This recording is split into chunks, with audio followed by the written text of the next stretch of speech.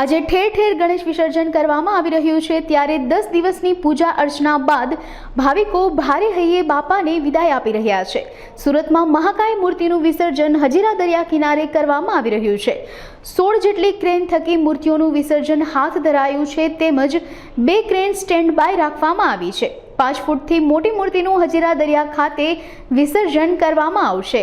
કેતન બાબુભાઈ પટેલ, સ્વયંસેવક રાધે કૃષ્ણ ગ્રુપ સંચાલિત boat point ઓવારો Hazira.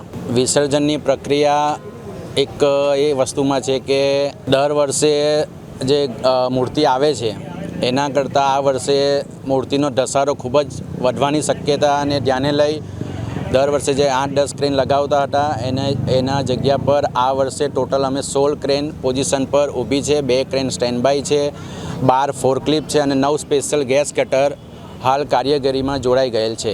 ગયા વર્ષે અમે ટોટલ જે મોટી પ્રતિમા છે ગણેશ પ્રતિમા 6300 મૂર્તિ વિસર્જન કરેલ હતી।